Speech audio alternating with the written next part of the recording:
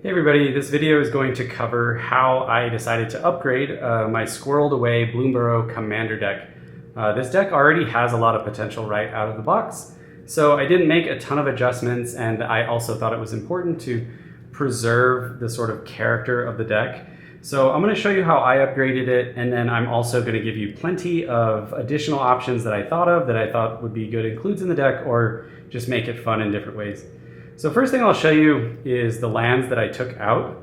So I took out Evolving Wilds, Grim Backwoods, a Forest, Tainted Wood, Path of Ancestry, Temple of Malady, Haunted Mire, Golgari Rot Farm, Necroblossom Snarl, and Llanowar Wastes. And then I'll show you what I put in. Some of these I'm not actually like swapping, some of them I'm just changing because I have different versions. So I put in a Riveteer's Overlook instead of Evolving Wilds. I have the two utility lands from Bloomburrow. So this is great because they're both, they both have the squirrel synergy, both the black and the green land. So I have both of those. Gingerbread Cabin, which is great to give you a food. Llanowar Waste, like I said, I just have a signed one. Necroblossom Snarl, I had a foil one, so I included that. A full art one of the Golgari Rot Farm, a signed Haunted Mire, Restless Cottage, and Undergrowth Stadium. So I had an Undergrowth Stadium, which is just a good dual include. This is probably the standout land, though, is Restless Cottage, just because of the synergy with giving you a food token whenever it attacks and exiling a card from a graveyard. So if you have a Restless Cottage, absolutely include it as one of your land swaps into the deck. That's definitely one of the better cards that I swapped into it. So we'll do that. Let me show you now the other like creature and just non-creature cards that we swapped out.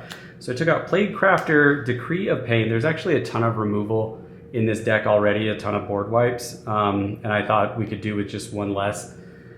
Moldervine Reclamation, this deck also has a ton of card draw in it. I'm putting a few card draw elements in as well, but I just thought this was one of the weaker card draw elements. Cash Grab, End Raise Forerunners, Putrefy, Golgari Signet, Wolf Willow Haven, probably one of the weaker cards I think in the deck. Moonstone Eulogist, Nested Shambler, Woe Strider, and Shamanic Revelation. You'll see what I swapped in just a second. The only thing I'll really talk about here is that this is a really good substitute for a Craterhoof if you don't have one. But if you do have one, and I was lucky enough to trade for one recently, I'm going to swap that in.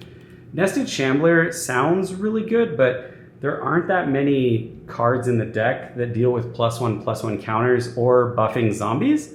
So when he dies, most of the time you're just going to get one squirrel. And I thought literally any other squirrel card that you could play with would be better than Nested Shambler since it's a zombie and there isn't a ton of zombie synergy. So those are the cards I took out. Here's what I'm putting in. Pack Rat, we're going to want to be throwing cards into the graveyard. Pack Rat's really good at that, and there's a good amount of rat synergy in the deck, even though it's mainly squirrels. Valley Rotcaller is just very good because this deck does a good job of draining your opponents of life without actually doing attack damage. Rotcaller is very good at that. Camellia, the Seed Miser, just because she buffs your other squirrels and she's a good squirrel lord. She's a new release from Bloomburrow, so why not? Nut Collector, I think this one's been going crazy online. It also buffs your squirrels, and you get a squirrel every turn. So Nut Collector is really good. It's also very cheap. There's my Craterhoof stand-in, like I said.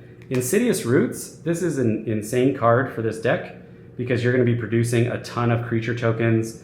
Insidious Roots gives all of your creature tokens the ability to add mana. So that's an incredible ramp, but it also has the secondary ability to give you plant creature tokens that can also then be used for ramp. So Insidious Roots ability is very similar to the Commander's ability. I forget what it is, where you basically get to add mana. Osteomancer Adept for graveyard stuff. Patchwork Banner is a perfect include out of Bloomburrow if you have one.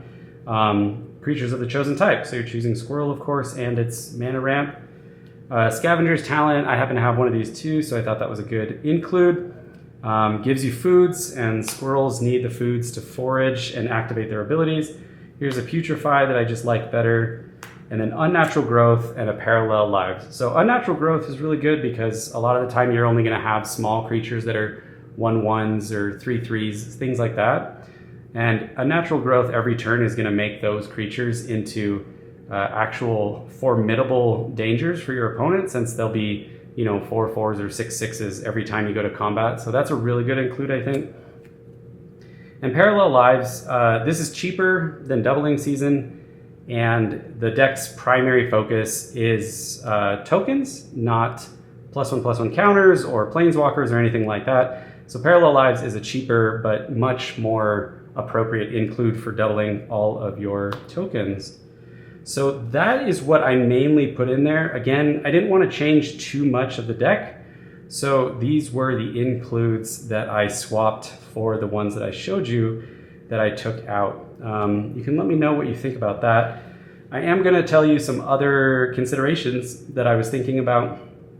So I was also considering Creekwood Liege, Assassin's Trophy, Deathrite Shaman, Acorn Catapult, Primal Vigor. Primal Vigor is like a very cheap version of Parallel Lives, except it works for everybody.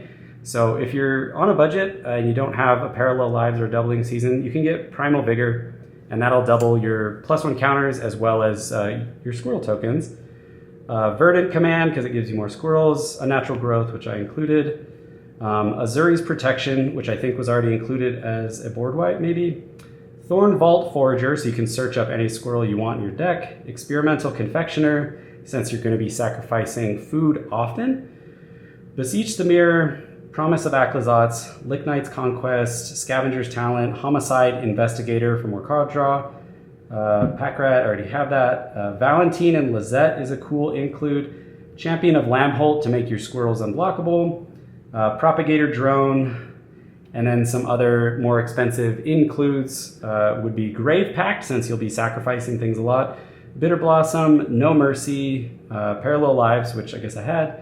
Doubling Season, High Market, since you're going to be sacrificing things.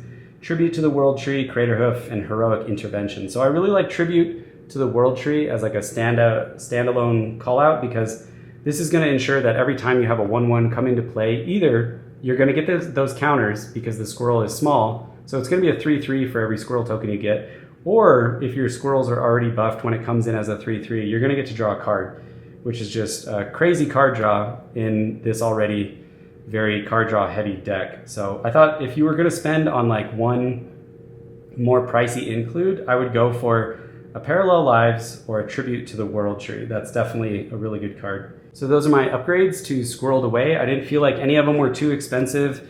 And again, we wanted to keep the focus on an already really fun deck and without taking away from it too much. But these were a couple of fun cards that I had lying around, and also just some more powerful includes to really bring a little bit more action for the squirrels at the table. If you have questions or comments, let me know. Tell me what you included in your deck and how you built it. But anyway, thanks for watching, and I'll have another video for you again soon. Bye, everybody.